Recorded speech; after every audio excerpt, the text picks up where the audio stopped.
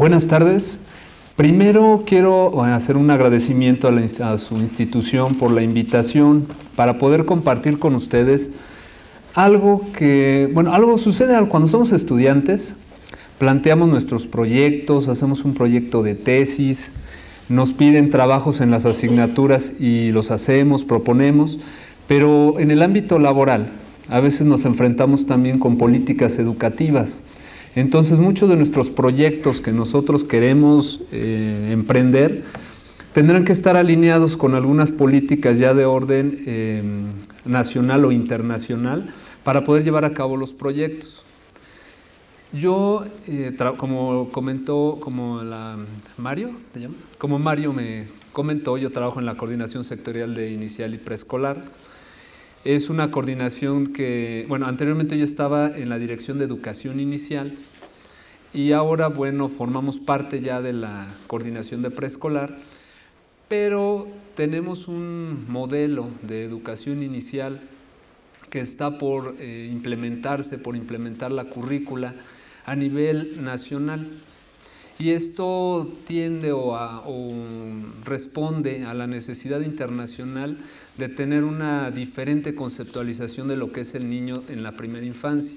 La primera infancia, que la edad que la comprende es de los 0 a los 8 años en los parámetros internacionales, pero nosotros en educación inicial pues atendemos a niños de 0 años a 3 años o 4 años, dependiendo cuando pasan al nivel de preescolar. ¿Alguien de aquí conoce un centro de desarrollo infantil? De hecho, ustedes tienen uno, son los CENDI. De hecho, ustedes son privilegiados de tener uno muy cerca de su universidad. Tenemos aquí, pasando el estacionamiento, uno de los centros de desarrollo infantil de la SEP. Entonces, voy a comenzar. Primero, ¿qué es la educación inicial? La educación inicial, como vemos en la lámina, podemos verla como una institución con presencia nacional y que persigue contribuir a una formación equilibrada y a un desarrollo armónico de los niños desde su nacimiento hasta los 3 años de edad. Si nosotros empezamos a analizar los antecedentes de esto, tenemos las guarderías, donde en una guardería, en un principio o en sus orígenes, no tenían todo este proceso de planeación que ahora se exige que las puericultistas y las educadoras que atienden estos niveles a estas edades, ¿no? Puericultistas en cuanto a niños de 0 a 1 año de edad, y a partir de los 2 años cuando empiezan a trabajar ya con educadoras. Tenemos educadoras que también comparten su ejercicio profesional con preescolar. Entonces, como van a ver en un centro de desarrollo infantil, que voy a tomarlo más adelante, se están llevando 2 programas. Es un reto verdaderamente muy importante para las educadoras que atienden este nivel de inicial y preescolar, porque tienen que estar trabajando en 2 programas diferentes y atendiendo a las características muy particulares de los 2 rubros de edad, tanto la parte de lactantes como de maternales y posteriormente los preescolares. ¿Cuáles son estos antecedentes de la educación inicial? Desde las culturas mesoamericanas ya se tenía ya se retomaba de manera importante a los niños, ya tenían una parte o se les daba un estatus muy importante, y sobre todo con la conquista española ocurre un fenómeno interesante. Empieza a haber muchos niños huérfanos. Y entonces, ¿qué hacemos con esos niños huérfanos?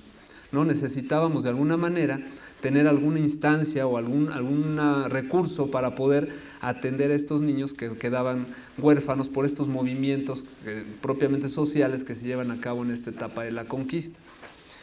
En la época colonial existen unas casas, a las que se llaman casas de expósitos, donde se recogía a los niños y prácticamente lo que se hacía con ellos eran unas actividades totalmente asistenciales. ¿A qué me refiero con esta actividad asistencial?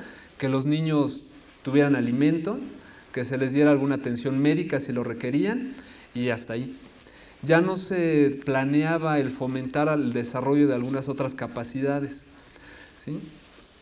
Ya en 1837, por ejemplo, en un mercado de la Ciudad de México, el mercado El Volador, se forma un primer centro de atención para estos niños con miras otra vez a hacer esta labor asistencial, pero ya recogiendo a los niños, a los hijos de trabajadores del mercado.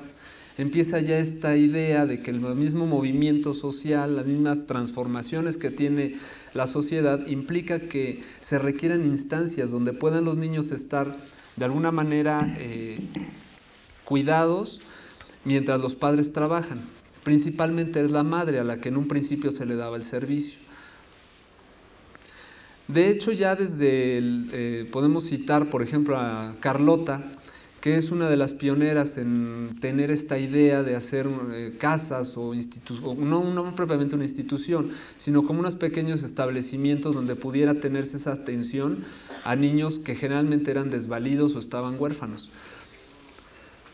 Es en 1928 cuando se instauran ya de una manera más formal estos hogares infantiles, que siguen de alguna manera retomando esta parte asistencial, para que después en 1937 cambien el nombre a guarderías infantiles, con la concepción o el precepto que hasta hace no mucho tiempo se tenía, donde la guardería, pues donde se guardan a los niños, donde se les tiene ahí, se les entretiene o se les cuida nada más para que puedan pasar el tiempo en lo que los papás no pueden estar con ellos.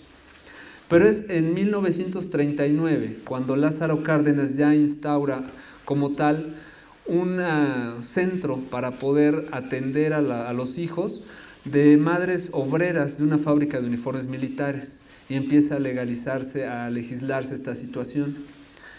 Una vez después de esta casa para hijos de obreras en este periodo de Lázaro Cárdenas, es cuando después cambia la denominación de guarderías a centros de desarrollo infantil. ¿Por qué centros de desarrollo infantil?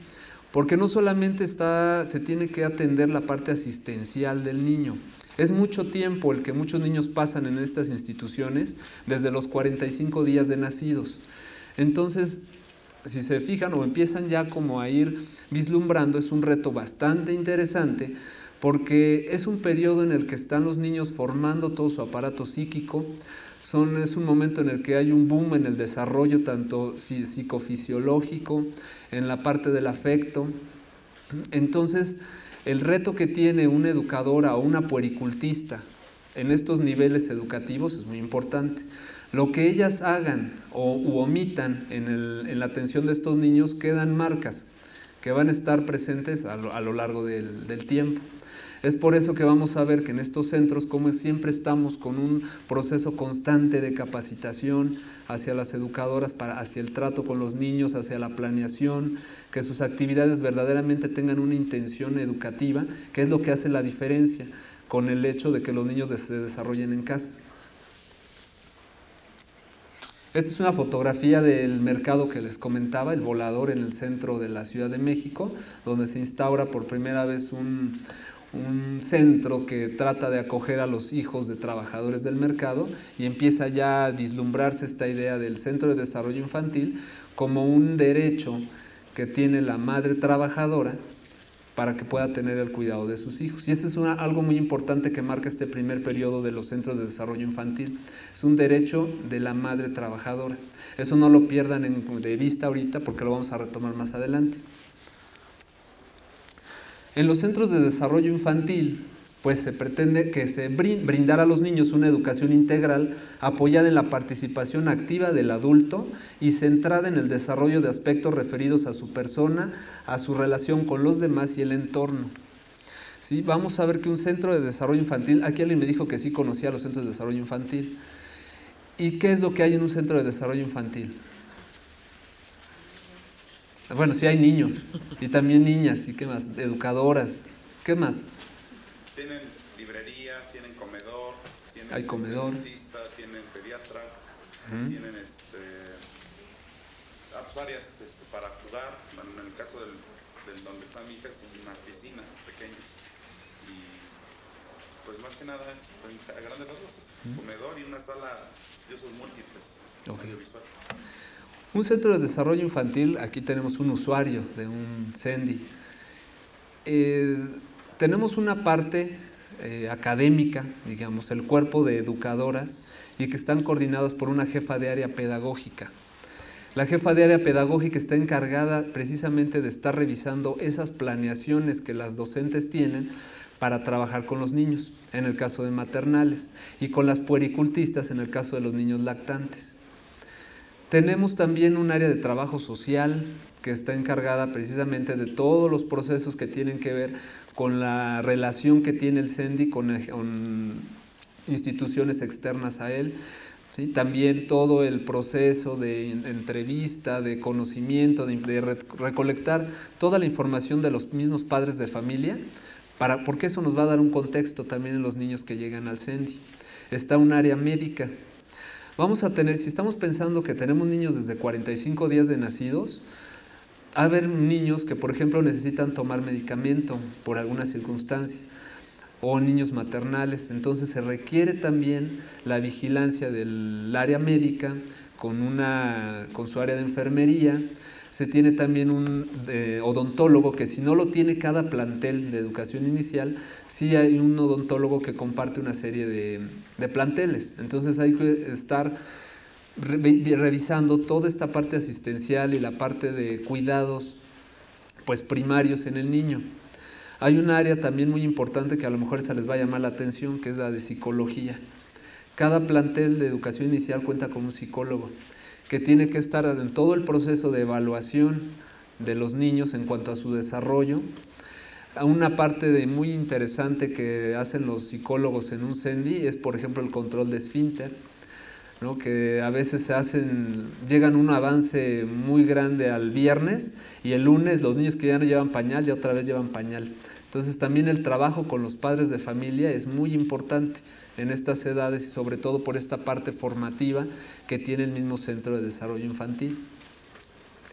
Obviamente, bueno, tenemos a la directora de un CENDI, que es la que va a estar coordinando las acciones de todas estas áreas. Y me falta una también importante, el área de, como bien decía su compañero, un comedor. Hay un área también especializada en estar vigilando la alimentación que se les da a los niños. Esta área la dirige una figura que se le conoce como ecónoma y de la que depende también una encargada de lactario, porque también si tenemos niños tan pequeños, pues se requiere la supervisión de una persona que esté encargada de vigilar las dietas de los niños, a quién le toca cuál fórmula, a cuál le toca otra fórmula, el tipo de papillas, que a uno no come chícharos, otro le es alérgico a las calabazas, etcétera. Entonces, si van viendo todas las acciones y todos los puntos que requiere un centro de desarrollo infantil, pues vemos que es una labor bastante grande el poder atender de manera integral a estos niños en estos centros. En cuanto a la parte, digamos, pedagógica, pues hay un programa de educación inicial que tienen que seguir las maestras, las puericultistas y las educadoras de maternales, que está dividido en esos tres grandes campos: de desarrollo personal, desarrollo social y un desarrollo ambiental. En cuanto al desarrollo personal, lo que se busca pues es fortalecer o estimular la psicomotricidad, el razonamiento, el lenguaje y todos los procesos de socialización que conllevan.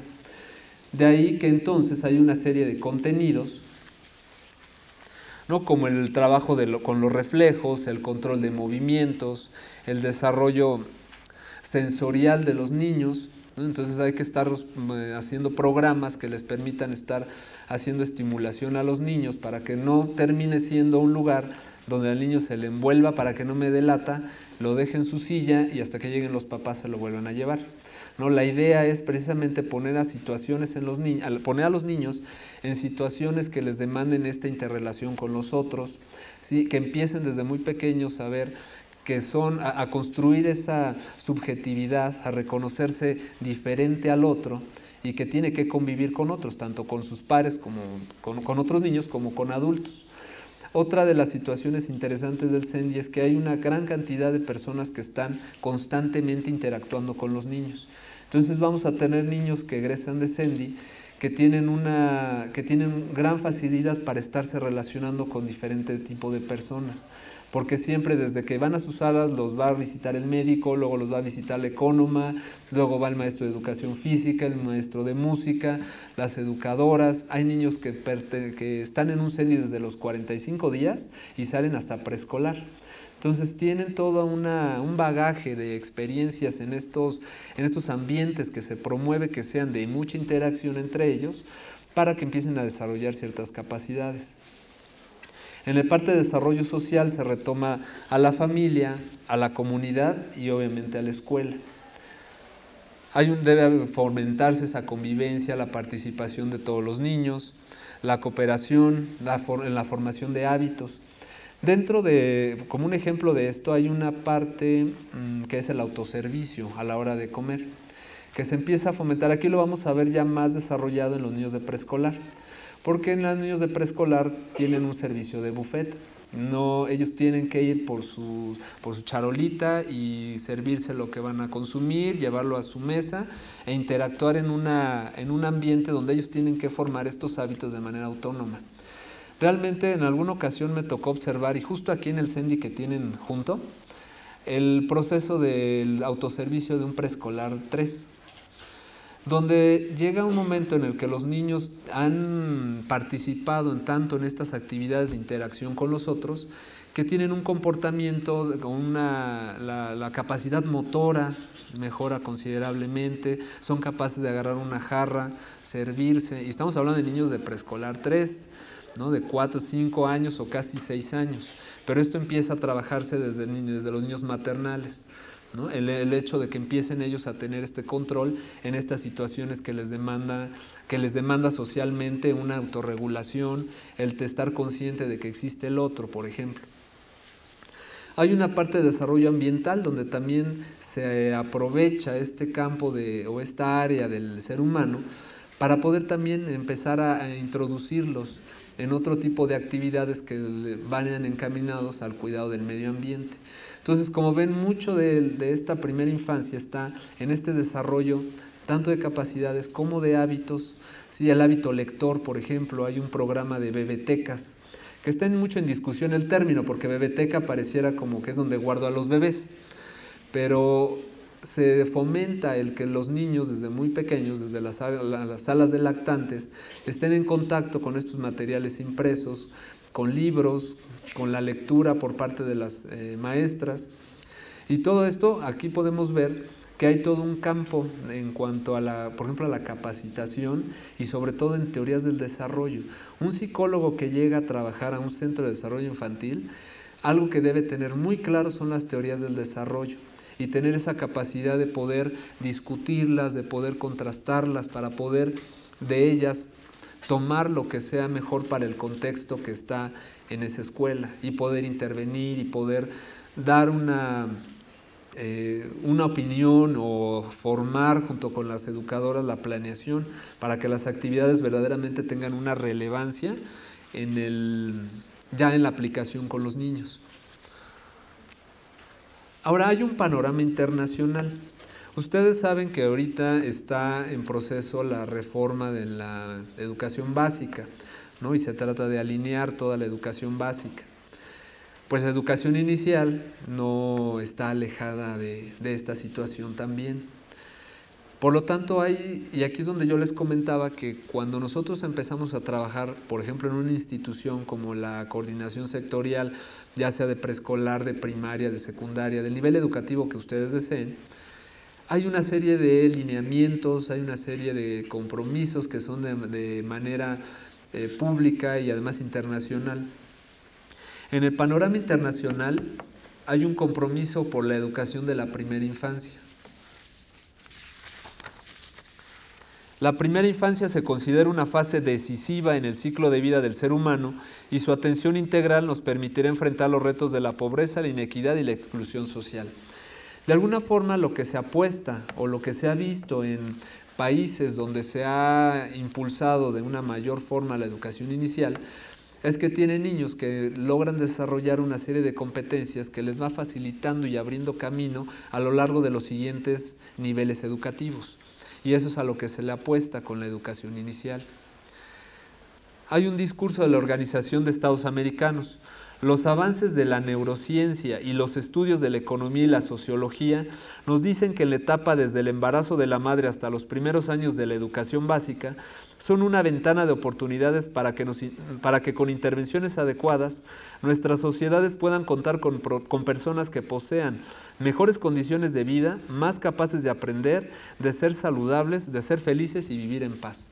Si quitamos un poco esta parte de, así como el adorno del discurso, lo que sí podemos ver ahí es que tenemos que tomar en cuenta, que es algo que va a empezar a hacer la renovación de este programa de educación inicial, con empezar a tomar en cuenta aspectos como las neurociencias, todos los aspectos fisiológicos que ocurren en el sistema nervioso desde edades muy tempranas y aún desde antes del nacimiento, van a ser una parteaguas muy importante para el aprendizaje de los niños y que se tiene que tomar en cuenta, ¿sí?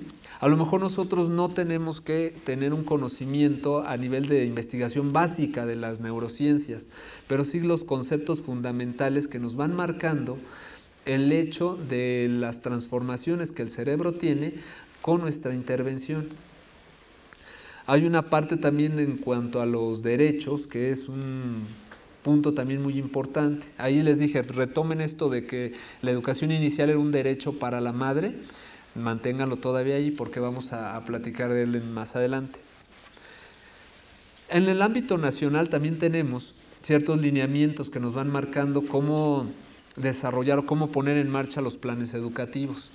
Por un lado tenemos el Plan Nacional de Desarrollo, que va articulando muchas de las acciones que en política pública se llevan a cabo en todas las instituciones. Específicamente en el objetivo 6 nos marca reducir significativamente las brechas sociales, económicas y culturales persistentes en la sociedad y que esto se traduzca en que los mexicanos sean tratados con equidad y justicia en todas las esferas de su vida, de tal manera que no exista forma alguna de discriminación. Bueno, ese es el objetivo que está plasmado ahí. Y la importancia de estos objetivos es que nos pongan en estas mesas de discusión estos parámetros para análisis, que los tomemos en cuenta. Porque de aquí entonces se desglosa un programa sectorial de educación que habla en su objetivo 2.3. Institucionalizar en todos los servicios de educación inicial un modelo de atención con enfoque integral para favorecer el desarrollo físico, afectivo, social y cognitivo de niñas y niños de 0 a 3 años de edad en todo el país. Este modelo de atención, una de las cosas que está persiguiendo es precisamente homogeneizar ese servicio de educación inicial, porque en muchas situaciones, cuando vamos llevándolo desde un punto de vista de necesidades o asistencial, se deja de lado una parte importante que es la parte del desarrollo de aprendizajes. Simplemente, les digo, el trabajo con los padres de familia también es muy importante en un cambio de actitudes, porque si nosotros vemos o escuchamos lo que los padres de familia preguntan a las educadoras, ya sea de preescolar o de maternal o de lactantes, cuando llegan a recoger a sus niños, ¿ustedes qué creen que les preguntan a las maestras? ¿Cómo se portaron en el día? ¿Cómo se portaron? ¿Qué hicieron? ¿Comieron? ¿No se cayó? ¿No se lastimó? ¿Está bien? Perfecto. Pero es muy raro que un papá pregunte, ¿qué aprendió mi hijo hoy? ¿O tuvo algún avance en su aprendizaje o en su desarrollo? ¿No? Generalmente seguimos cayendo en esta parte asistencial. O sea, ¿le dieron de comer bien? ¿Qué comió? ¿Qué hubo de comer? Y esa es como una de las partes que el papá en promedio le da más peso, pero nunca pregunta esta parte de aprendizajes, ¿no? ¿Cómo está en desarrollo mi hijo? ¿Cómo va? ¿Tuvo algún logro? ¿No? Entonces, esa parte también del trabajo con los papás es muy importante para poder entonces sí llevar un vínculo entre lo que pasa en la casa y lo que pasa en el centro de desarrollo infantil. Si no, a veces parece que vamos trabajando de diferente forma, ¿no? Entonces ahí el psicólogo del CENDI, haciendo sus programas de intervención para que los niños puedan desarrollar algunas habilidades, para el control de esfínter, por ejemplo, dando contención a los niños, etcétera, y llegan a su casa y ya el programa ahí se interrumpe, ¿no? Entonces hay mucha labor también con esta parte del acercar a la familia en este proceso de la educación inicial. Ahora, los niños, una de las situaciones que el nuevo modelo nos marca es empezar a pensar en el niño de manera diferente. Por ejemplo, esta caricatura que retomo yo aquí, donde dice, ¿dónde nacen los niños? ¿No? Le pregunta a un niño a su mamá y la mamá le dice, los niños nacen debajo de las coles. Y abajo están los niños, debajo de las coles. Y ahí se imaginan ya a los papás teniendo relaciones sexuales, ¿no? Abajo de las coles.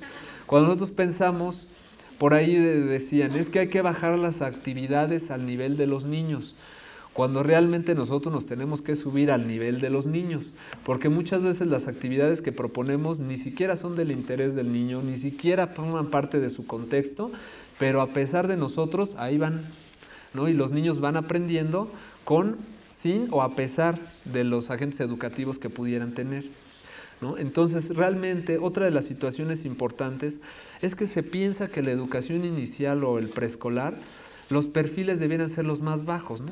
Pues, es preescolar, es educación inicial, si nada más van a jugar y a perder el tiempo los niños.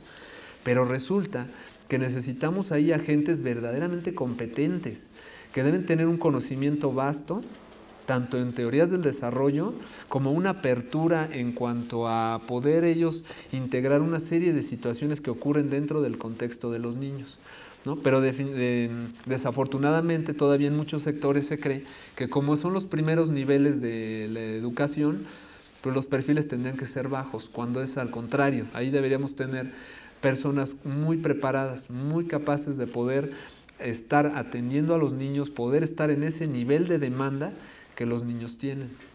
Simplemente la evaluación llega a ser un reto muy importante en preescolar.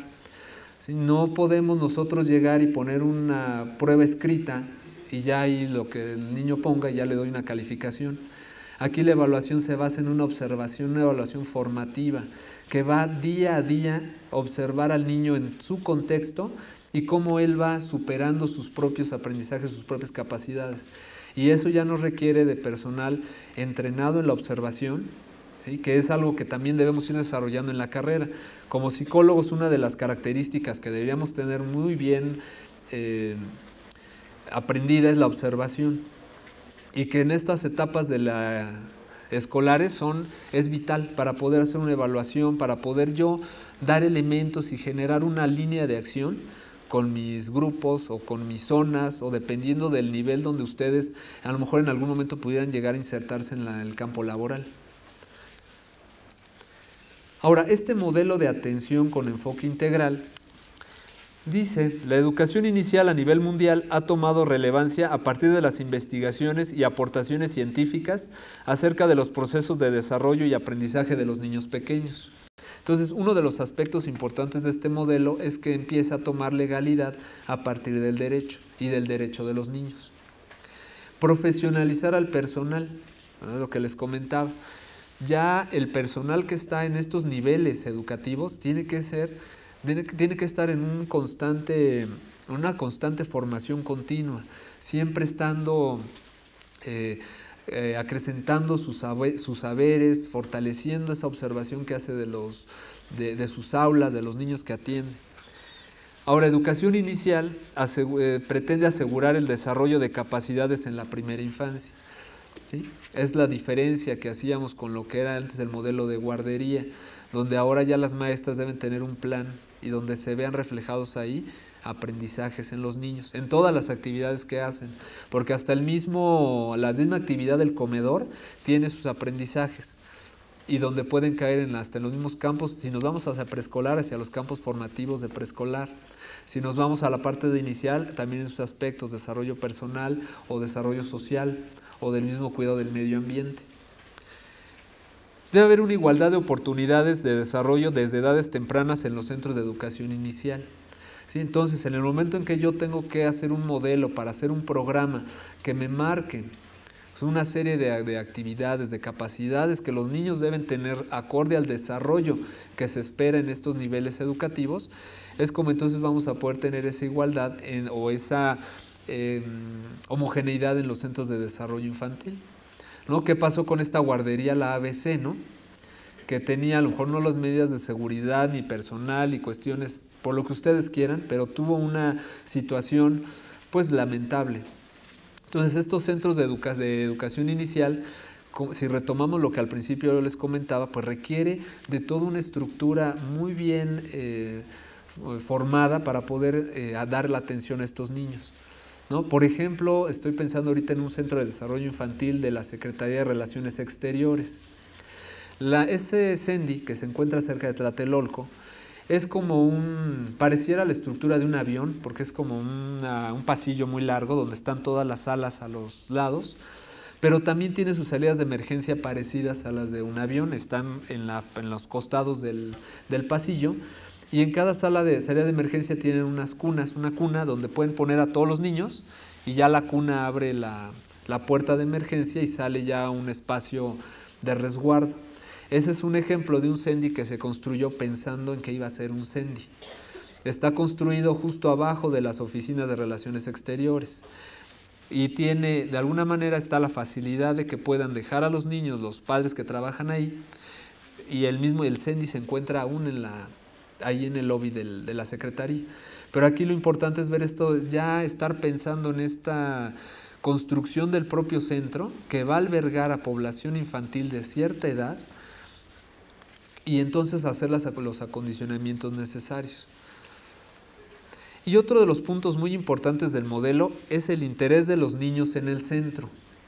Es decir, yo tengo que retomar para las actividades que yo trabajo con los niños, algo que sea del interés de los niños y que esté cercano a los niños. ¿Qué pasa, por ejemplo, con ustedes? ¿Ya llevaron estadística? ¿Y qué tal? ¿Les gusta la estadística? Hay una situación muy interesante con la estadística, con los psicólogos, y yo me incluyo porque yo también llevé estadística en la carrera. Muchas veces nos centramos en la operatividad de las fórmulas estadísticas, y algunos maestros, como a mí me tocó, hasta nos hacen la demostración desde el cálculo de cómo se llega a la distribución normal. Pero no hay un contexto. ¿Dónde va a ser útil para mí como psicólogo todas estas pruebas estadísticas? Sin embargo, yo me encontré a otra maestra en mi transcurso formativo que ella partía de ejemplos específicos de psicología. Y así es como ella empezaba a introducir las pruebas estadísticas. Entonces le cobra a uno sentido. Pues es lo mismo que pasa con los niños pequeños. Yo tengo que retomar de su contexto y de lo que ellos me demandan para poder yo implementar esas situaciones de aprendizaje, como vamos a ir viendo un poco más adelante. El modelo de atención tiene 4 fundamentos, o como 4 líneas que lo van conformando. Por una parte están las neurociencias y el aprendizaje infantil, los estudios de contexto, el enfoque de derechos y estudios sobre la afectividad y el vínculo. ¿Qué pasa con las neurociencias? Aquí hay 3 aspectos muy importantes que debemos retomar. Los periodos sensibles. Si bien nosotros no podemos investigar los periodos sensibles como se hace con ratas, porque cuando estamos trabajando con modelos animales, pues si queremos ver el desarrollo del nervio óptico, pues él tapa la visión al modelo experimental del ojo y se ve cómo se desarrolla el nervio óptico. Y se ve que si en un periodo del nacimiento a una cierta edad de la rata yo le tapo el ojo y el ojo no recibe estimulación de la luz, el nervio óptico no se mieliniza y no se desarrolla y el ratón queda ciego. Aun cuando yo después le destape el ojo y otra vez empiece a recibir la estimulación. Entonces, si lo trasladamos al ser humano, éticamente no vamos a hacer eso. Sabemos que hay ciertos periodos, por ejemplo, uno de los más que se ha estudiado es la adquisición de una lengua extranjera, donde se dice que alrededor de los 6 años, si nosotros empezamos a trabajar o a estudiar una lengua extranjera, todavía se puede obtener una pronunciación como si fuera un nativo de la lengua, pero va disminuyendo esa capacidad de poder adaptar a nuestro cerebro a esos nuevos sonidos de la lengua, conforme va pasando el tiempo hasta alrededor de los 16 años. Y de los 16 años en adelante empieza a haber un decremento mucho más rápido para que yo puedo seguir aprendiendo una lengua extranjera. Pero cuando yo ya la aprendo como adulto, difícilmente puedo hacer los sonidos tal como los hace un nativo. O habrá algunos sonidos que no puedo yo pronunciar. Pensemos en los chinos cuando pronuncian la R. Ellos pueden aprender a hablar español, pero esa forma en que nosotros pronunciamos la R pues les cuesta mucho trabajo. Y es porque ya a nivel fisiológico hay un periodo en el que están expuestos a su lengua y se adquieren esas características. Ahora aquí entonces, ¿qué es lo que nos queda a nosotros como educadores del nivel de educación inicial? Pues ofrecer una serie de estimulación y de actividades variadas a los niños para poder estar desarrollando constantemente, jalarlos a que vayan puliendo aún más sus respuestas en cuanto a los aprendizajes que tienen. Porque no vamos a poder ver exactamente el minuto, la hora y el segundo en el que el niño está teniendo una poda neuronal, en la que puede haber un cambio importante en su cerebro. Pero si yo en el continuo, yo voy planeando mis actividades, viendo el proceso de desarrollo que tiene, entonces sí yo puedo ir pegando estos periodos sensibles para poder ir desarrollando esas capacidades en los niños. Otro punto importante es la plasticidad neuronal, la capacidad que tiene el cerebro de estar constantemente cambiando para adaptarse a los nuevos aprendizajes que tenemos, ¿sí? O al cambio de un aprendizaje que ya tengo y hacerlo mucho más complejo. Y esto se va a lograr, como les digo, con un ambiente enriquecido. ¿Qué son los ambientes enriquecidos? Que a veces les preguntamos a las educadoras, a ver, ¿qué es un ambiente enriquecido? No, pues la sala muy bonita, con un montón de juguetes y colores y que termina siendo una saturación impresionante. Aquí los ambientes enriquecidos, nosotros los tenemos que ver como ambientes donde hay diálogo, donde hay una escucha por parte de la educadora y que además da una devolución, que está atenta a lo que los niños están expresando. Hay un foco ahí, hay una duda ahí, a un niño en particular tiene algo que le parece interesante de investigar, y ahí es donde entonces la educadora tiene que retomar para poder entonces generar sus situaciones didácticas y poder entonces sí pegar al interés de los niños. Eso es un ambiente enriquecido, donde sí hay materiales, sí, qué bueno que haya materiales, pero cómo se usan esos materiales y cómo yo entablo el diálogo con los niños es lo que va a ser también un ambiente verdaderamente enriquecido. Nosotros como sujetos somos sujetos del lenguaje, entonces a través del lenguaje nosotros construimos mucho, ¿no? Como sociedad nos hemos construido a través del lenguaje, a través de los símbolos. Entonces es un punto muy importante para hacer enriquecedor un ambiente, ¿no? La manera en que yo me puedo expresar, la manera en que yo puedo convidar a los otros mediante mi lenguaje, en este caso en una sala. Sí, podemos encontrar el programa de lectura, ¿no? El PNL famoso. Nosotros nos encontramos con que hay una problemática desde los mismos maestros que no les gusta leer o no saben leer adecuadamente. Entonces, ¿cómo puedo yo pasar de a infundir en los niños el gusto por la lectura si yo mismo no leo o leo mal? Que es también una de las situaciones que vemos muy constantemente en los centros. Y que entonces ahí es otra área de oportunidad que podemos tener como psicólogos, porque podemos también incursionar ahí en estrategias de lectura, en técnicas de lectura, en hacer una investigación al respecto. El enfoque de derechos nos marca, por un lado, la provisión. Sí, son todo el derecho que tiene el niño a tener una alimentación, a tener un hogar, a tener esos cuidados que son más de carácter físico o de satisfacer esas necesidades básicas de protección. Sí, nosotros sabemos que dentro de las escuelas tiene que haber este ambiente protector del niño hacia maltratos, por ejemplo, o hacia negligencias por parte de alguno de los agentes educativos, ¿no? Todo eso es lo que tenemos que estar vigilantes en un centro de desarrollo infantil. Hacer mucho este cambio de actitudes hacia los niños, porque aquí la protección, el maltrato, digamos, puede ir desde una cuestión física, un jalón, un grito, un golpe, hasta una negligencia total. Los niños son a veces, ellos mismos encuentran los problemas en las escuelas y los resuelven. En una ocasión, en un jardín de niños, vamos a una visita, y una niña, pasamos por un barandal de la escalera y tenía una rebaba. Entonces pasaba uno la mano y pues, se lastimaba, rasguñaba la rebaba. Entonces una niña se dio cuenta y nos dijo, yo sé dónde hay más riesgos. A ver, ¿cómo? ¿Dónde hay más riesgos? A ver, que nos lleve, ¿no? ¿Dónde están los riesgos? Nos lleva a los columpios. Uno de los columpios que tenían ahí, en una de las orillas, tenía una cabeza de tornillo un poco más salida. Entonces ahí decía la niña, es que ahí nos raspamos las piernas. Pero nos sentamos de ladito y ya podemos usar el columpio. Entonces, al final de cuentas, a veces los niños hasta nos proponen unas soluciones que no es su obligación, porque el vigilar esta protección que deben tener en estos ambientes es responsabilidad de los adultos.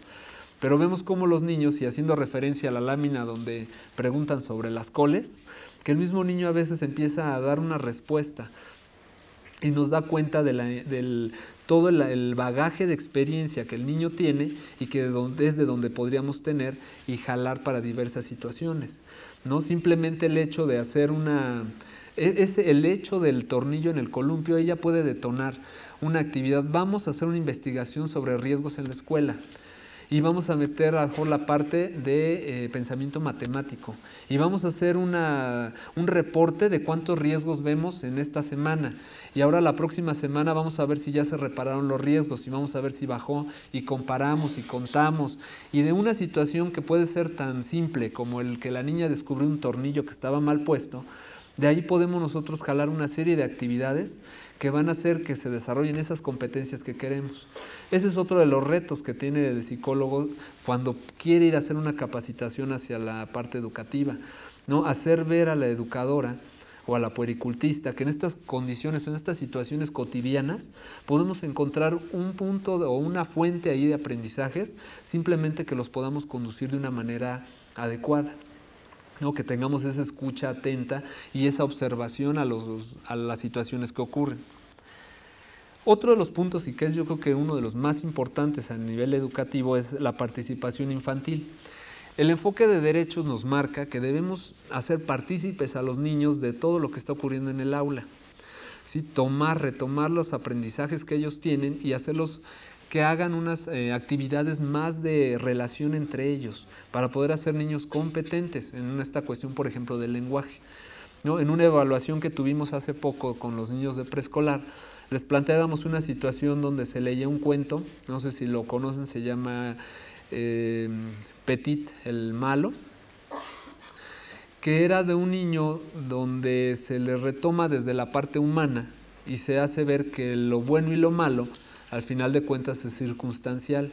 Entonces al niño se le pone en el dilema, bueno, Petit es bueno porque le da de comer a las palomas, pero es malo porque le jaló la trenza a la compañerita. Y así va llevando al niño en diferentes situaciones. Una vez que se leyó el cuento se les preguntó, bueno, a ver, ¿qué opinas tú del comportamiento de Petit? ¿Tú crees que es bueno? Y ya el niño empieza, no, pues es bueno y da sus argumentos. Bueno, y ahora al otro niño, ¿y tú qué opinas de lo que tu compañero dijo?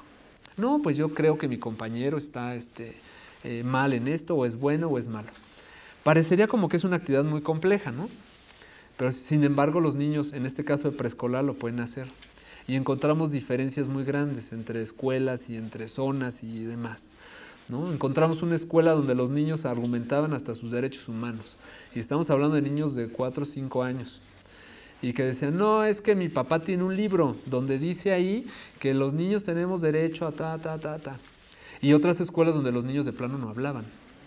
Entonces, eso es lo que tenemos que tener vigilante, ¿no? Cómo se están haciendo las situaciones, qué está pasando en las escuelas, que de alguna forma no nos está permitiendo llegar a esos logros educativos o ver estas diferencias tan grandes en un aspecto que puede ser tan cotidiano como el lenguaje, por ejemplo. El enfoque de derechos entonces le da una responsabilidad pública, política y legal, hace obligatorio un programa, una planeación para el trabajo con los niños, retoma los derechos individuales y universales y bueno, también algo que tenemos que tomar son ciertos estándares que hay a nivel internacional, que de alguna forma la realidad es esta, que nosotros como país no actuamos tampoco solos y que tenemos que alinearnos a una serie de estándares que a nivel internacional nos marcan y que nosotros tenemos que aprender a retomar de esos estándares lo que mejor yo puedo adaptar y ofrecer al niño para que tenga un desarrollo y centrar toda esta actividad educativa en lo que el niño me demanda y en lo que el niño requiere para su posterior desarrollo. Cuando hablamos de un enfoque de necesidades, que es el otro lado, pues hablamos de una caridad, ¿no? El niño está ahí en la guardería, pues porque pobrecito hay que cuidarlo, ¿no? Y nada más hay que darles asistencia. Sin embargo, el enfoque no está ahí por caridad, está porque tiene un derecho a un servicio educativo y que tendría que entonces aprovecharse ese tiempo que está ahí en poder ofrecerle una serie de situaciones que a lo mejor muchas veces no encuentra en su casa. La jerarquía de necesidades es algo que se ve ahí. Entonces en la escuela, pues, mientras no esté este plan o esta planeación, pues voy yo atendiendo lo que yo crea, lo que yo considere, lo que según yo el niño necesita, cuando ni siquiera se retoma el saber y la necesidad que el niño tiene. Y obviamente pues depende de la situación en la que se trate. En cuanto a los estudios de contexto, les comentaba, es muy importante retomar el lugar donde están desarrollándose los niños, las características que su contexto tiene, los modelos culturales de enseñanza y aprendizaje. Mucho de lo que vamos aprendiendo en la vida lo vamos aprendiendo en nuestros núcleos y no necesariamente en un núcleo formativo en la escuela, ¿no? Por ejemplo, estudios donde, y esto generalmente se hace a nivel de transcultural, donde vemos, por ejemplo, a mí me tocó ver a un grupo de niños de Yucatán que bailaban las jaranas yucatecas. Las jaranas yucatecas generalmente se bailan con botella en la cabeza y eran unos niños de primaria que podían bailar con su botella en la cabeza porque era parte de su contexto. Lo cotidiano era ver a los adultos bailando con la botella en la cabeza las jaranas yucatecas. Cuando es una situación que a lo mejor en otro contexto diría, pero ¿cómo le dan esa botella y de cerveza y se la ponen en la cabeza al niño para que esté bailando? ¿No? Pero sin embargo, cuando nos vamos a otro contexto, encontramos una gran diversidad en cuanto a las mismas capacidades que los niños van manifestando, y que es de ahí entonces donde yo tengo que retomar. Y entonces si el niño está inmerso en esta situación, por ejemplo, de la danza, pues vamos a hacer conteo y vamos a hacer a través de este pretexto que sea la danza, vamos a ver algo de pensamiento matemático, por ejemplo, o de exploración y conocimiento del mundo. Algo muy importante es que el contexto les va a dar herramientas para poder aprender más según las necesidades que van teniendo dentro de ese contexto donde se desarrollan. Por eso es muy importante retomar el lugar donde está, el mismo lugar donde está la escuela, porque tienen características diferentes. No es lo mismo un CENDI o un jardín de niños que se encuentre, por ejemplo, en Xochimilco o en Milpa Alta, con un CENDI que se encuentre en la colonia Roma. Los mismos niños hacen o tienen saberes muy diferentes que van adquiriendo fuera también de la escuela. Por ejemplo, otra anécdota que tenemos de un jardín de niños en Milpa Alta. Ahí sabemos que tenemos población todavía rural. Los conocimientos que los niños, o un saber que expresó uno de los niños ahí, fue como sigue. Llaman a la dirección porque resulta que en un jardín de niños apareció una serpiente. Entonces imaginarán todo el alboroto que se hace, y la supervisora, y que la jefa de sector, y todo el mecanismo de gestión de la escuela, corriendo a ver qué pasó con la serpiente en la escuela. Ya una vez que se hace todo el reporte y que bueno, ya se dialoga lo que se va a hacer, a la salida uno de los niños se acerca con la coordinadora sectorial y le dice, oye, yo sé por dónde se meten las víboras. ¿Cómo? A ver, pues llévanos otra vez, ¿no? Ahí va uno a seguir al niño. Dice, pero seguro que no te va a espantar. Dice, porque luego, dice, a las niñas gritan. Dice, ¿no te va a espantar ver las víboras? No, no me espanta, dice la coordinadora. Vamos a ver dónde está la víbora. Justo en la parte trasera de los salones hay una barda. Pasando la barda lo que tenemos ya es un cerro. Y en la parte de abajo hay un hueco que hasta estaba con una piedra, porque el niño quita la piedra, y por ahí dice, porque es que por aquí se meten y salen las serpientes, dice, siempre hay. Dice, pero pues ahora llegó, se metió al salón, pero siempre hay aquí en el patio. Dice, mi abuelo me dijo que cuando son de este color, sí las puedo agarrar, no pasa nada. Y la que se metió al salón, esa no pasaba nada, esa no mordía. Dice, las que hay que tenerle cuidado son a las que tienen estos colores, porque ya mi abuelo me lo dijo. Ahí nos está demostrando un saber, que si de alguna manera nosotros retomamos ese saber que tiene el niño, pues de ahí sale otra situación preciosa, ¿no? De conocimiento del mundo, ¿no? A ver, vamos a ver la clasificación de las serpientes, y por qué muerden, y por qué son peligrosas, y en cuántos tipos se pueden diferenciar, etcétera, ¿no? Pero fue una situación muy particular de su contexto, de esa escuela, que a lo mejor no lo vamos a ver en la parte de la colonia Roma, en el centro, por ejemplo.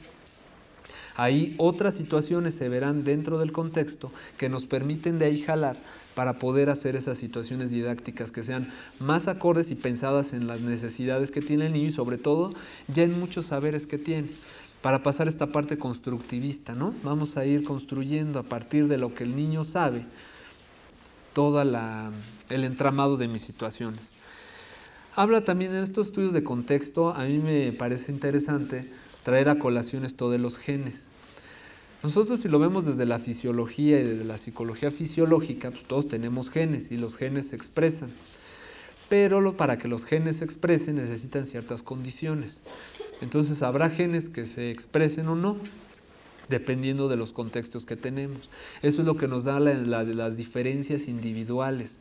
Y vamos a poder ver en los diferentes contextos niños muy diferentes y que nos implican retos también muy diferentes, porque nos tenemos que detener a escucharlos y analizar lo que nos están diciendo.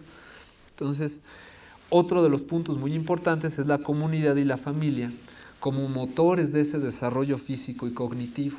Muchos de los aspectos que a lo mejor nosotros ya vemos en los niños los traen ya desde su casa, ¿sí? Yo, por ejemplo, recuerdo que a mis tías, mi abuela las ponía a leer y a sumar y a hacer un montón de cosas antes de que entraran al preescolar, por ejemplo, ¿no? Entonces ya muchos de los niños llegan ya con ciertos saberes que también debemos estar muy alerta de ellos, porque de ahí es donde podemos construir y podemos trabajar entre pares con los niños y empezar a hacer grupos de trabajo con ellos. Algo, por ejemplo, también en lo que se ha trascendido en los CENDI es el hecho de quitarles las mesas en medio y ponerles la silla, ¿no? Dejarlo como una serie de escenarios donde está el material, ellos saben dónde pueden ir a recoger el material, pero no necesariamente necesitan estar sentados en la mesa con su silla, ¿no? Porque eso de alguna manera ya nos está limitando con esta interacción que nosotros queremos que se haga dentro de los grupos. Cuando una de las particularidades del preescolar o algo importante que debe ser en esta primera infancia, pues es ese desarrollo social que tenga el niño. Es donde tendríamos que pegarle de una manera muy importante, ¿no? Desarrollo del lenguaje, el reconocer que está el otro, el reconocer que no está solo y que tiene que de alguna manera ir conociendo ciertas pautas de conducta que le va marcando su vida en sociedad. Entonces es importante que reconozcamos que el primer contexto que tenemos es la familia y que vamos a traer muchos saberes ya de la familia con los que vamos a tener que trabajar nosotros cuando llegan los niños a un centro educativo, ¿no? Una serie de tradiciones, la cultura, ¿no? y estar abierto es una situación bien interesante, ¿no? Porque a veces vamos a caer nada más en el discurso, sí, yo atiendo la diversidad, y sí, soy tolerante, y sí, yo vigilo los derechos del niño. Pero esto es un ejercicio que es de cambio de actitud y que tiene que ser más un cambio interno de la persona para que verdaderamente pueda tener esa apertura en el trabajo con los niños. Los niños entonces aprenden, cuando llegan a los centros educativos ya no podemos ver qué pasó desde el vientre de la madre, ¿no? Ahí algunas transformaciones estarán ocurriendo y no podemos demeritarlas. Pero cuando llegan los niños ya a un centro educativo, pues nosotros vamos a tomarlos a partir del nacimiento. Y es ahí desde donde nosotros vamos a poder retomarlos, ver las capacidades que tienen, checar su desarrollo, porque también es muy importante, ¿no? Algunos déficits de desarrollo que puedan ser distinguidos a una edad temprana pueden estar en un proceso de habilitación o rehabilitación para que el niño pueda generar o pueda tener competencias, ¿no? Entonces esta primera etapa, si nos referimos a los lactantes, pues requiere de mucha observación en cuanto a su desarrollo para poder ver si está llevando un desarrollo adecuado y que le va a permitir seguir adelante con todo su transcurso en la educación básica. El contexto y la mediación brindan oportunidades de desarrollo de capacidades. Sí, yo puedo poner un contexto y que los niños trabajen en ese contexto, pero tampoco se trata de que el niño va a trabajar aislado, va a trabajar solo. Necesita de ese adulto que pueda mediar o que pueda presentarles o ponerles el conflicto cognitivo para que el niño entonces pueda superar o pueda subir un nivel más en su aprendizaje. Los niños toman modelos de su contexto, es lo que habíamos comentado, ¿no? Siempre yo voy a ir tomando el modelo pues de todo ese contexto que me está llevando mi vida fuera de la escuela, ¿no? Las mismas relaciones que se dan al interior de las escuelas. Escuelas, por ejemplo, que han tenido un rendimiento bajo en los resultados de evaluación o cuando nosotros platicamos con los niños, a veces son escuelas que tienen grandes problemas de personales entre las educadoras, por ejemplo, y hacen situaciones o hacen contextos muy difíciles para el aprendizaje, ¿no? Entonces, eso es otra de las áreas de oportunidad que como psicólogo se tiene, ¿no? Esta intervención que debe hacerse en los centros escolares para también poder sanear un poco el ambiente que se da hasta dentro del mismo personal, porque genera una tensión también en los niños. Fomentar responsabilidades y tomar decisiones y toma de decisiones.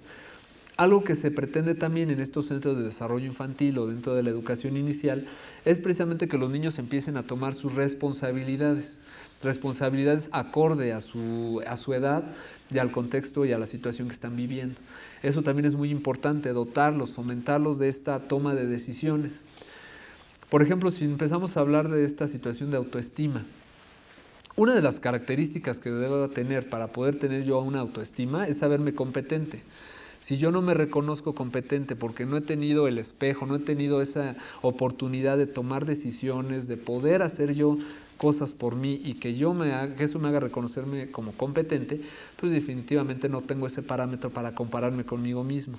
Por eso es muy importante trabajar con los niños este aspecto de responsabilidades y que ellos empiecen a tomar también sus decisiones. Pero para esto lo que requerimos son adultos que estén informados y que sean confiables, que estén en un proceso continuo de actualización, que no termina, llego yo al centro educativo y como yo ya me lo sé de todo, empiezo a trabajar aquí nada más, sino que requiere de estarse formando constantemente para poder entender todas estas demandas que los mismos niños van teniendo.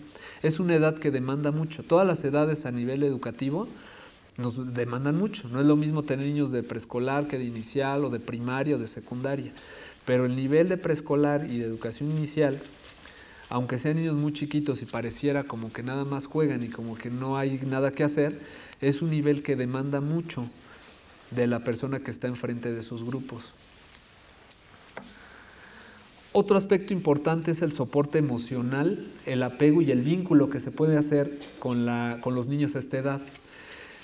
Pónganse a pensar que son niños, pensando en los bebés, que se van a separar de su mamá y de su ambiente familiar muchas horas y que van a estar con un lugar extraño, conviviendo con otros bebés y con otras personas que ni conocen el primer día que llegan. Entonces aquí va a ser muy importante el vínculo que la docente pueda hacer con estos niños, que me permita estar atento a él, que me permita tratarlo con afecto, para que pueda ir construyendo esta subjetividad.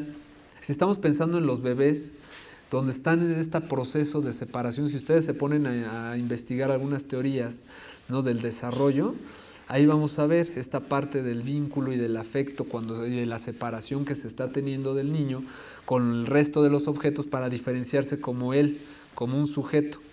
Entonces es un proceso que van viviendo los niños también en estos centros educativos.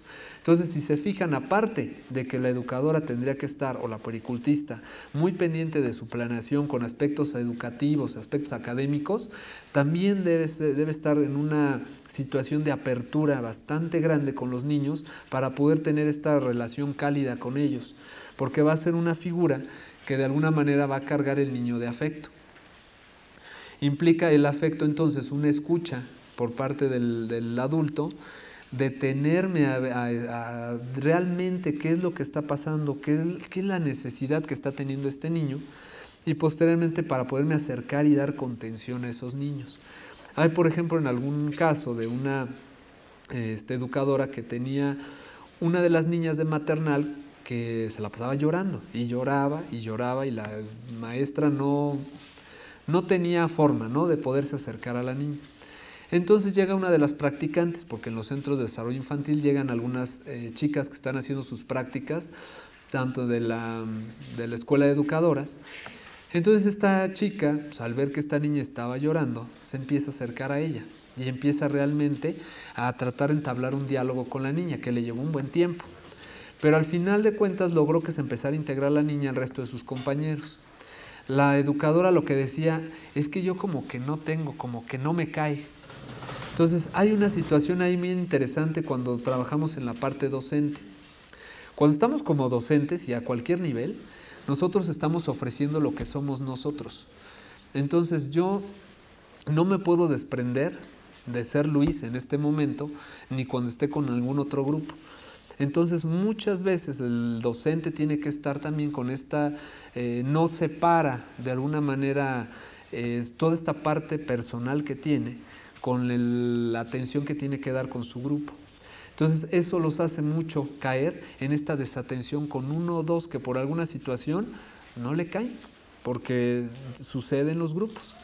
Y eso empieza a ser unas distancias mucho más grandes entre el docente y el niño, que empieza entonces a llevarlo a un rezago, ¿no? Y vamos a ver entonces en salas de maternales al niño que anda por allá como perdido, pero hasta parece que ni lo ven, ni los compañeros, ni la educadora, ni nadie se percata.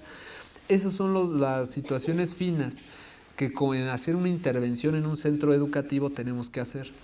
Vigilar, bueno, por qué ese niño no puede integrarse, cuáles son esas barreras que está teniendo ya sea el docente o a lo mejor dentro del mismo contexto familiar, no sé, múltiples variables, pero eso es entonces lo que nos toca, hacer irnos por esas partes por esos finos que muchas veces pasan por alto en las escuelas.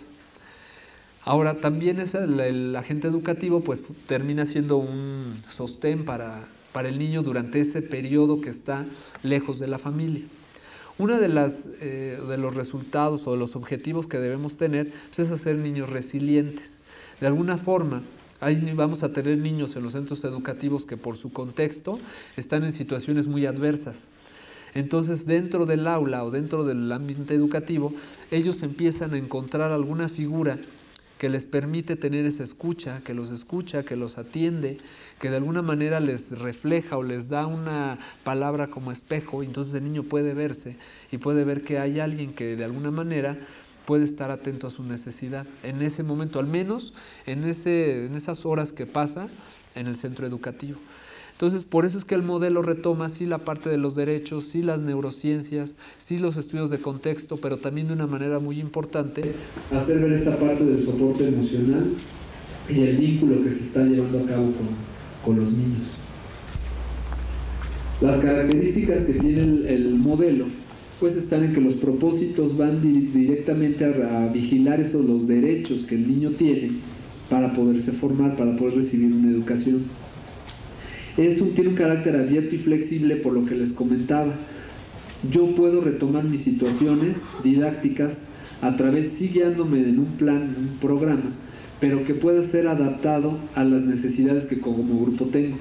Cuando yo empiezo a hacer una evaluación diagnóstica en un grupo de preescolar, por ejemplo, yo veo cómo están los aprendizajes que yo esperaría que ya tuviera el niño y arranco yo mi ciclo escolar retomando eso. Entonces tenemos que adaptar todos estos aprendizajes que nosotros queremos hacer de acuerdo a esa evaluación diagnóstica que tenemos. Entonces ahí, a partir de ese punto, es donde podemos nosotros desencadenar todas las acciones que nos sean pertinentes para la atención del grupo. Tiene un carácter inclusivo porque entonces al hacerse ya un modelo que rige a toda la República Mexicana, pues tiene que integrarse. Todos los servicios que ofrezcan educación inicial tendrían que estar ceñidos o tendrían que ir por este modelo o por estas líneas de acción. Y lo que se pretende es desarrollar esas capacidades en los niños desde edades tempranas. Entre aspectos importantes, el agente educativo. ¿Qué se espera de un agente educativo que esté operando estos modelos? Que sea flexible, que tenga creatividad, disponibilidad para el juego. Los niños juegan y a través del juego aprenden, ¿no? Entonces sí, efectivamente en el preescolar van a jugar, sí juegan, pero ese juego debe tener una intención, que es lo que hace diferente el juego que se hace en el aula con el juego que puede ser libre en su casa o en la calle o en el parque donde el niño esté. Una buena escucha. Por ejemplo, en otro jardín de niños no sé si ustedes saben, hay como unos complementos vitamínicos que da el DIF en polvito. Entonces les dan después del recreo su sobrecito a los niños y empieza el niño, ¿no?, a comer su polvito, y de repente no falta el niño así que sale del grupo: maestra. Y ahora ahí va la maestra, a ver qué va a preguntar. ¿Qué es esto, maestra? ¿Cómo hacen esto? Ándale, termina de hacer tu boleado porque ya vamos a pasar a la siguiente actividad.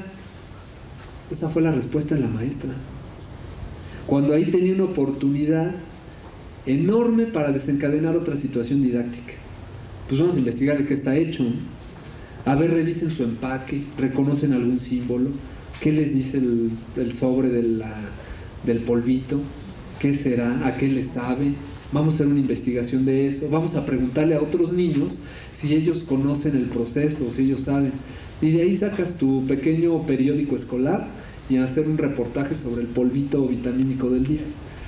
Esas son las cosas finas a las que se tiene que estar muy atento un agente educativo en estos niveles, porque ahí es donde yo puedo jalar verdaderamente la atención del niño y enfocarlo a una intención educativa.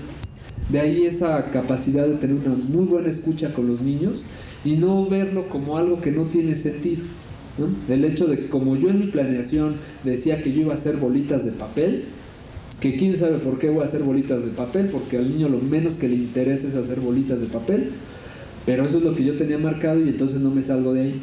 Cuando el modelo nos está marcando que es flexible y que si yo puedo planear de manera general la estructura de lo que voy a llevar a cabo en el ciclo, sí me debe permitir yo poder jalar estas actividades con los niños. Hubo, por ejemplo, otra actividad en otro jardín de niños, también de una maestra que, bueno, aquí sí es la parte positiva, porque no nada más hay partes negativas, también hay maestras que están muy atentas a lo que pasa en sus aulas. Resulta que encuentra una de las niñas tapada una coladera en uno de los patios.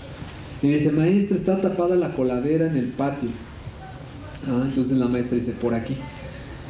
Oye, ¿y qué pasa si está tapada la coladera? Entonces ya empiezan los niños a decir: no, pues se tapa, no se ve el agua, etc.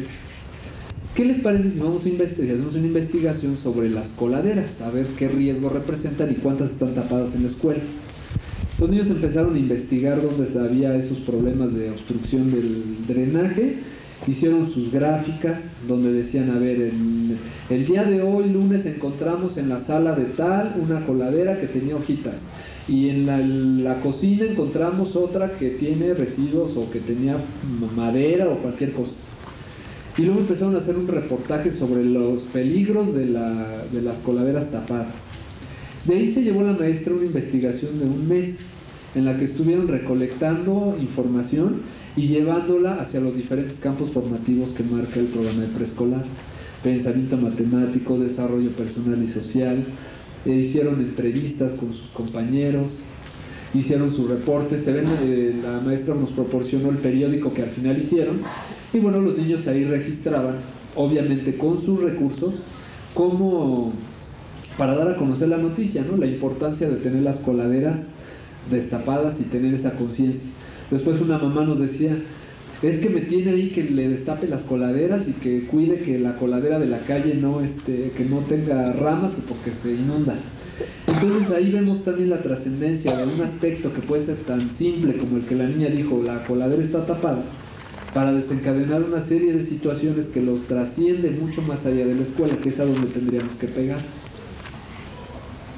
Se requiere una formación continua. Entonces, retomando otra vez la presentación por parte del agente educativo, y el modelo lo que propone son estos ámbitos de experiencia o ambientes de aprendizaje, que precisamente reflexionen sobre el contexto, sobre las situaciones que está viviendo, lo que está ocurriendo dentro de su ámbito, para poder de ahí desencadenar las situaciones. Les voy a contar otro ejemplo ahora de un CENDI que se encuentra en Tepito. Este CENDI tiene unas características muy interesantes.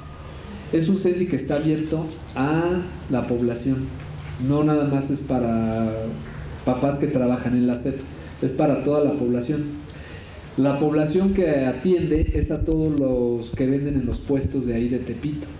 Entonces los niños vienen de estos contextos de los puestos donde están quemando los discos, donde ven, etc. Entonces una vez, cuando andaba sobrevolando un helicóptero bajo por la zona, los niños le dicen a la maestra: maestra, no se espante, es un operativo, nosotros la cuidamos, es un operativo, no pasa nada. Es su contexto. Ellos saben que llegan redadas, que llegan operativos, para ellos es muy común ver movimientos de policías, movimientos de masa, y es algo que a ellos no les preocupa, no les espanta, pues es algo que es cotidiano en ellos. Por ejemplo, en otra ocasión les pidió revistas la maestra. Bueno, aquí tienen que traer unas revistas.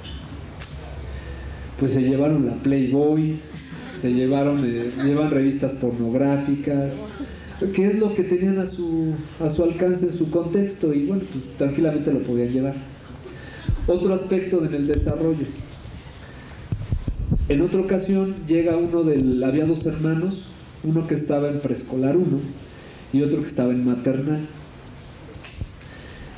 Y llega el niño de maternal un día que no fueron a la escuela, y nos reporta la directora que llega solo el niño de maternal y toca para entrar al CENDI, él solo, no llegó con los papás. Iba a buscar a su mamá y a su hermano, porque no los encontraba. Pero lejos de ver a un niño que estuviera nervioso, llorando, aprensivo por la situación, tranquilamente él iba a buscar a su mamá y a su hermano. Entonces ya la directora empieza a buscar a la mamá toda alarmada, y llega la mamá y dice: no, pero pues es que aquí entre los puestos nos cuidamos. Entonces los niños están en un contexto en el que pueden andar en la calle, en ese contexto en especial, porque se sienten de alguna manera, entre comillas, protegidos por los mismos comunidad que está ahí. Y el niño, a pesar de tener escasos 3 años, pues andaba en la calle y pudo llegar al centro de desarrollo infantil, donde sabía que podía encontrar a la mamá o al hermano. Otra situación también drástica, y que bueno, todo esto es como que para que nos vaya dando idea de qué tan complejo puede llegar a ser un centro de desarrollo infantil. En otra ocasión de este mismo CENDI, hay una primaria que está junto al CENDI, y le requieren a la directora el expediente de uno de los niños. La directora, ¿para qué, no? Bueno, resulta que el niño que estaba en primero de primaria se prostituía con los maestros de la primaria. Les decía, ¿no?, que cuánto le pagaban. Entonces la directora de la primaria pues quería ver si tenía algún antecedente o qué había pasado, antecedentes familiares, ¿no? Entonces son niños que están en esta situación, en un contexto pues muy adverso, que podría para muchos, pues sí, de alguna manera es una situación que a lo mejor es difícil de entender, difícil de comprender, pero es algo que ellos viven en lo cotidiano, ¿no?, en esta región específica. Hay que provocar entonces la iniciativa, la exploración y la participación de los niños, otra vez enfocados a desprender de ellos mismos las situaciones donde yo podría desglosar una serie de aprendizajes en ellos. Aprovechar las situaciones que los niños tienen en lo cotidiano. Sí, no hace falta estar buscándole 1000 cosas para poder generar una situación. Cuando yo de entrada puedo escucharlos, puedo preguntar y me intereso en lo que los niños hacen, ¿no?, lo que los niños saben hacer. Alto grado de libertad de improvisación de los niños. Sí, efectivamente. Cuando yo le permito al niño esta improvisación para que haya ensayo y error, el niño puede ir construyendo esas capacidades, ese aprendizaje que yo quiero. Pero eso lo va a hacer a la medida en que yo tenga una planeación que me permita ser flexible y que no termine como esta maestra que se me aleja del boleado que estaba haciendo y y ya termina lo que estás haciendo con el polvito, ¿no? Entonces sí es muy importante como estar atentos a todas estas situaciones que ocurren dentro de un jardín de niños o de un CENDI, que nos van marcando las líneas en las que podemos nosotros ir planteando nuestro trabajo diario en estos centros. Entonces, como ven, una de las como psicólogos pues podemos entrar ahí en un campo muy importante, porque tenemos algo que requieren las escuelas es precisamente este dominio o este conocimiento de teorías de desarrollo que me permitan ir a la par de la didáctica, ir implementando los procesos para llevar a cabo el aprendizaje en los niños. Y bueno, finalmente yo les dejo mi correo electrónico. Si alguno de ustedes está interesado en profundizar más en alguno de estos temas, pues pueden mandar un correo y yo les mando información sobre ligas o donde puedan descargar a lo mejor los programas. No sé si ustedes conozcan el programa de preescolar o el programa de inicial. Entonces, aquí en este correo me pueden localizar si quieren profundizar en más. Y bueno, muchas gracias por su atención.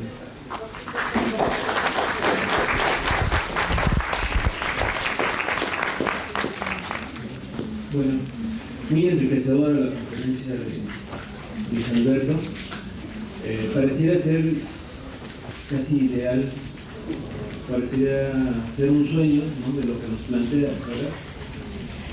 Entonces creo que, así como en algún momento de su conferencia que había ventanas de oportunidades, pues vamos a abrir una ventana de oportunidad aquí para ver si ustedes quieren dialogar con el maestro sobre alguna duda, comentario que quisieran hacer hacia la presentación. Sí, bueno, como sabes, de mi hija yo la tengo en un Sendy. Honestamente, ese Sendy no cumple con muchas de las cosas que ahorita veo que debería de tener. Le voy a poner el ejemplo más claro, es que no sé, yo no conozco que tenga un psicólogo en el plantel. ¿Hay algún medio de su experiencia que usted puede decir cómo poder solicitarlo o en este contexto acercarse pues a la dirección o algo así? O sea, yo sé que es una cosa muy característica de un solo Sendy, pero ¿cuál sería el medio para acercarse y solicitar ese tipo de pues no sé, es que no es ayuda, es que ya es algo que debería de estar, de complementar esto, de que esté bien llevado? Los centros de desarrollo infantil de la Secretaría de Educación Pública cuentan con este equipo técnico que les decía, el trabajador social, la ecónoma o ecónomo, es el médico y el psicólogo. Ya cuando nosotros nos vamos a otros organismos, vamos a encontrar precisamente diferencias, porque los centros de desarrollo infantil de la SEP dependen directamente de la Coordinación Sectorial de Educación Inicial y Preescolar, y es como se les atiende y se les dota tanto de la plantilla, del personal que labora ahí, la alimentación. También es un nivel que se lleva una gran cantidad del recurso destinado a educación, por toda la situación que hay de alimentación. En alimentación se gasta mucho en un Sendy. Los Sendy de otros organismos los rigen los organismos. Por ejemplo, si es un Sendy de Pemex, Pemex es el que vigila tanto su plantilla como todo el requerimiento que el plantel necesite. Y lo mismo llámese relaciones exteriores y gobernación y seguridad pública, ¿sí? Entonces, eso es lo que hace las diferencias entre las instituciones, ¿no? Ahora, con el modelo que se plantea es un modelo que en el Distrito Federal aún no se ha podido implementar como tal. Se ha implementado en las guarderías del IMSS y del ISSSTE, es donde están ya implementándose más. Si toda la parte norte del distrito de la República Mexicana, por ejemplo, estados como Nuevo León, Sinaloa, tienen un adelanto muy fuerte en esta cuestión del modelo. Y aquí en la región, digamos que del centro, al tener nosotros un programa de educación inicial, hemos estado pasando en esta transición de pasar ya de este programa que no ha tenido ninguna, digamos, renovación, a poder ya implementar este modelo de atención, ¿no? En otros, por ejemplo, nosotros como educación inicial, al no ser normativa, simplemente nosotros podíamos dar alguna asesoría a los otros organismos, por ejemplo a ISSSTE o a IMSS, pero no podíamos marcar nosotros un lineamiento en cuanto a cómo tendría que ser las cosas en ese centro. Se sugiere el programa y entonces estas instancias lo retoman, pero no es de manera legal como se pretende que sea ahora el modelo de atención. Entonces yo me imagino que puede ser a partir de que los padres de familia pueden estar informados en cuanto a que el Sendy no es únicamente para que me cuiden al niño y le den de comer, es como pueden ellos entonces ir participando y entonces comentando con las mismas autoridades de la escuela lo nuevo que hay, las tendencias que se tienen en el modelo, lo que se requeriría como para complementar mucho más el fortalecimiento de capacidades de los niños, y es como de alguna manera podrían acercarse, ¿no? O directamente a la instancia de donde depende el CENDI, ¿no? Pero siempre como argumentando, algo importante es argumentar, y bueno, ¿por qué? Porque los estándares marcan, o porque entonces el desarrollo de los niños requiere tal o cual situación, y entonces es como podríamos demandar como población estos servicios, ¿no? El modelo que plantean ahorita no tiene mucho tiempo. No. Deriva en un programa, porque el programa inicial, o sea, es viejísimo, ¿no? Y cuando uno lo revisa, dice uno, hay cosas que sí puede uno recuperarlas, pero hay otras que tendrían que empezar a pensarse, sobre todo por estos niños que ya no son los mismos de la década de los 70, ¿no? Que es de cuando más o menos está el programa inicial. Entonces, está el modelo, hay un programa, o están pensando en la elaboración de ese programa. Está en proceso el programa, porque todavía está como modelo. Lo que se ha estado trabajando es como un pilotaje de acercar todo este programa de educación inicial, trabajarlo, empezar a moverlo, a operarlo, pero tomando en consideración los fundamentos del modelo. Pero el programa como tal aún está en construcción. Todavía no tenemos un programa como tal que sea de educación inicial. Y bueno, algo de lo que partimos es de que tenemos que, o de alguna manera nos vamos a emparejar con la reforma. ¿Sí? Ya en la articulación, que ya está articulado preescolar, primaria y secundaria, bueno, el siguiente paso sería articular, ¿no?, la educación inicial, porque de alguna forma podemos tener en preescolar a los niños, ¿no?, a los 3, 4 años, pero lo que pasa atrás también sería conveniente empezarlo a vincular. Entonces, como que todo lleva un proceso. Si ustedes recuerdan cómo fue todo esto de la reforma, empezamos con preescolar, cuando empezó a hablar de los campos formativos y de competencias, para después ya irlo llevando hacia la RIEP, hacia la RES, que fue en secundarias y luego también en primarias, y que empezó a pilotearse primero en sexto y primero, quinto y segundo y así. Entonces es un proceso que lleva tiempo. Ahora, otra cosa importante, estamos terminando un sexenio, ¿no? Entonces las líneas de política educativa, si bien está sentada ya la base del modelo, porque ya en estados del norte, como les comentaba, han tenido un avance mucho más rápido del modelo. Entonces es una línea que ya está establecida y que es la que se tiene que seguir trabajando para poder seguir con esta articulación de la educación básica. ¿Alguna otra? Okay, yo tengo una confusión un poco. Hay algunos CENDIs que se manejan de acuerdo, bueno, no se los rige la delegación y otros los maneja la SEP. ¿Son los mismos o son diferentes dirigentes? No sé.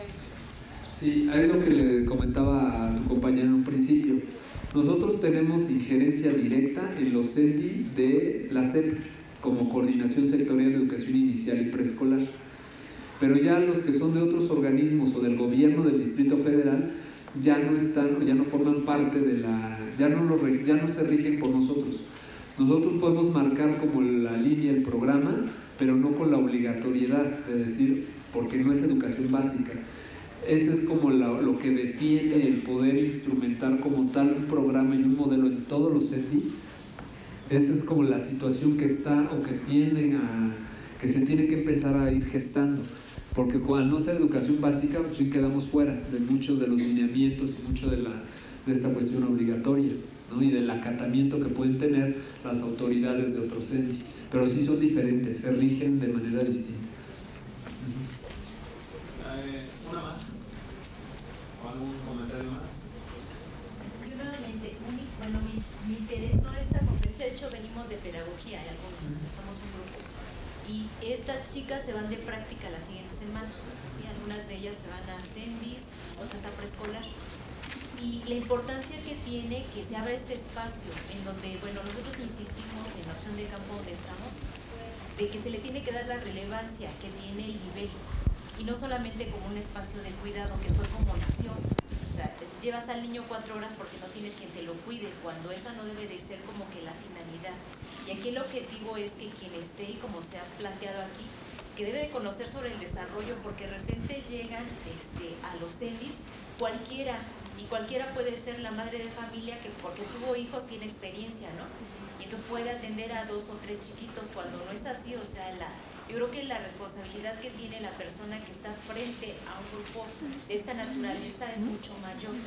Los niños más grandes se pueden cuidar solos, los niños más pequeños necesitan que uno esté al pendiente de lo que hacen y sobre todo que estamos hablando de una formación no solo de cuidado. Y la verdad, pues yo agradezco este espacio, sobre todo en el ciclo de conferencias que tuvieron, que apuntalaran, ¿no?, a esta parte que también es importante y que a veces lo descuidamos.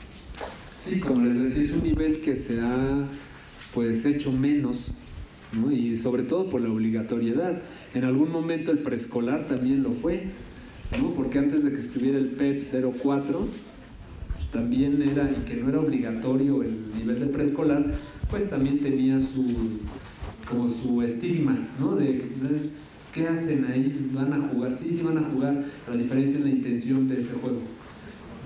Entonces sí, yo también de alguna forma considero que es muy importante que dentro de su formación pues se abra este tipo de espacios donde puedan ustedes acercarse un poco más a lo que es la realidad dentro del ejercicio tanto de la pedagogía como de la psicología educativa, ¿no? Porque hay espacios donde tienen ciertas normas, ciertos principios o políticas educativas que no nos podemos desprender de ellas, ¿no? Pero que de alguna manera sí podemos nosotros ir trabajando y proponiendo en nuestros centros de trabajo para poder ir mejorando cada vez la práctica en nuestros centros. Retomaríamos un poquito lo que comentas y creo que por eso se abren estos espacios para que tanto hombres como mujeres, porque bueno, a mí siempre, y que no está involucrado en esta parte de la educación inicial y preescolar, siempre el que haya hombres que escuchen, se abre también una oportunidad a que haya una figura masculina dentro de esos contextos, que es muy común que normalmente la figura es femenina. Y es importante que haya una figura masculina también dentro de esos contextos. Ahora bien, sobre ahorita lo que dices, ¿no?, en cuestión de conocer sobre desarrollo, también uno de los objetivos que se abran estos espacios es para que ustedes y nosotros, como profesionales, tanto hombres como mujeres, nos respondamos esa pregunta, porque a veces la mandamos hacia las familias y creo que nos tenemos que responder nosotros que estamos en formación y los que ya tenemos una formación, ¿qué tanto conocemos sobre desarrollo? Y estos espacios son para que aprendamos sobre desarrollo y esperemos, también así como lo mencionó en su conferencia Luis, generar un cambio de actitud, porque me cae también como profesionales que a veces pensamos que los niños y las niñas en una edad temprana no aprenden y que lo van a aprender automáticamente. Entonces creo que la primera pregunta o los primeros que nos tendríamos que preguntar somos nosotros como profesionales, tanto hombres como mujeres. Bueno, agradecemos su presentación al maestro.